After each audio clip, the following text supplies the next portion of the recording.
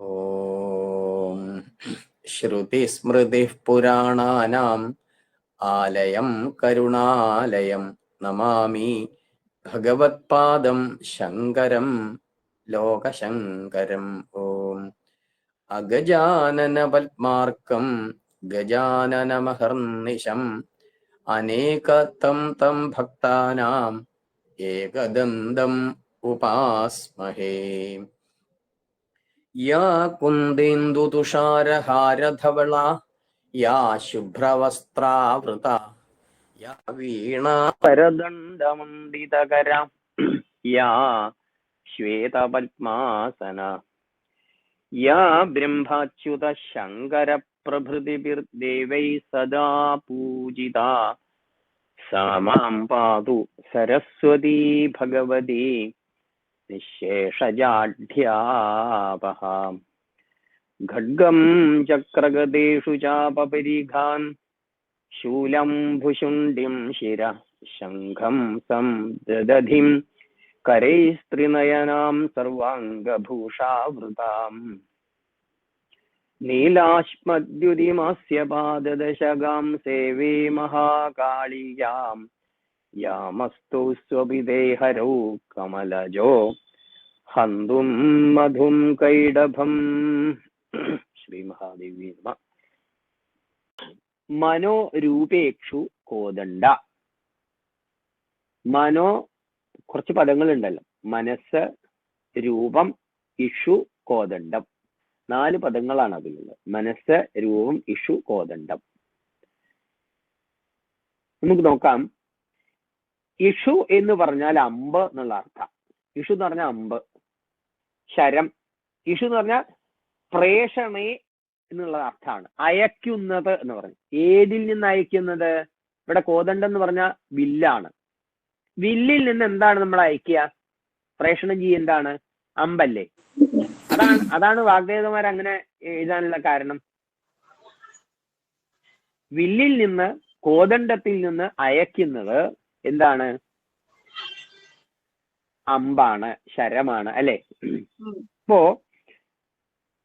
Issue എന്ന 5 എന്നുള്ള ഒരു അർത്ഥവും കൂടെ വരുന്നുണ്ട്. പക്ഷെ ഇവിടെ നമുക്ക് അമ്പ് എന്നുള്ള അർത്ഥം എടുക്കാം.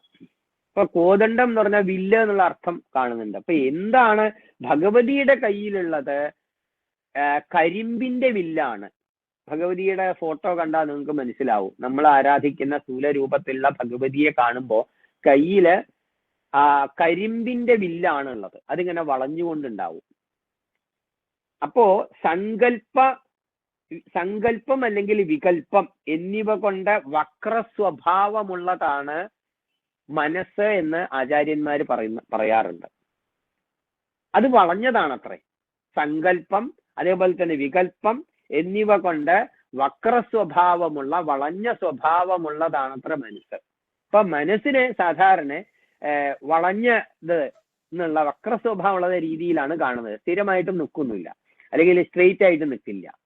അപ്പോ വക്രസ്വഭാവത്തോടെയാണ് ഇരിക്കുന്നത് എന്ന് ആചാര്യന്മാര് അങ്ങനെയാണ് അതിനെ നമ്മളുടെ മുമ്പിലേക്ക് പറഞ്ഞു തരുന്നത്. അപ്പോ മനോരൂപേക്ഷു കോദണ്ഡാണ്. അപ്പൊ ഇത് രണ്ടും, ഈ വില്ലും അമ്പും എന്താണ്? മനസ്സിനെ പ്രതിനിധാനം ചെയ്യുന്നതാണ്. മനസ്സിന്റെ രൂപമാണ് അവിടെ പറയുന്നത്. മനോരൂപേഷു ആണ്, മനസ്സിന്റെ രൂപമാണ്. ഏത്?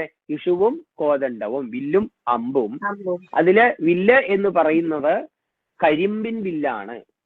അതാണെങ്കിലോ എങ്ങനെ വേണമെങ്കിലും വളയ്ക്കാം, അല്ലെ? എത്രത്തോളം വളയ്ക്കുന്നു അത്രത്തോളം സ്പീഡില് അമ്പ് പോവും.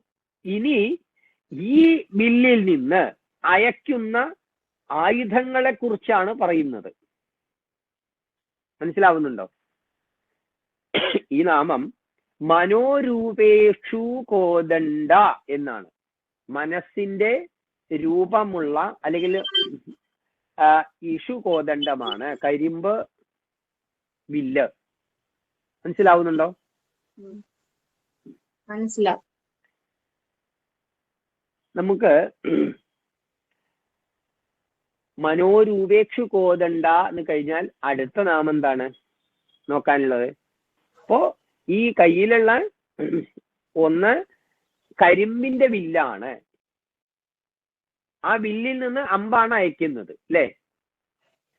ഇനി ആ അയക്കുന്ന അമ്പുകളെ കുറിച്ചാണ് അല്ലെങ്കിൽ ആയുധങ്ങളെ കുറിച്ചാണ് അടുത്ത നാമത്തില് പ്രതിപാദിക്കുന്നത്. മനോരൂപേക്ഷു കോദണ്ഡ എന്നിങ്ങനെ 10ാമത്തെ നാമം കഴിഞ്ഞാൽ അടുത്തത് എന്താണ്? അടുത്ത നാമമാണ് പഞ്ച തന്മാത്ര സായക. നമ്മൾ നോക്കാനുള്ളത് ഇനി ഏതാണ്? പഞ്ച തന്മാത്ര സായക. ഇഷു കോദണ്ഡം എന്നുള്ളതിനെ കുറിച്ച് സാമാന്യം ഒരു വിവരം നിങ്ങൾക്ക് കിട്ടിയെന്ന് വിചാരിക്കുന്നു.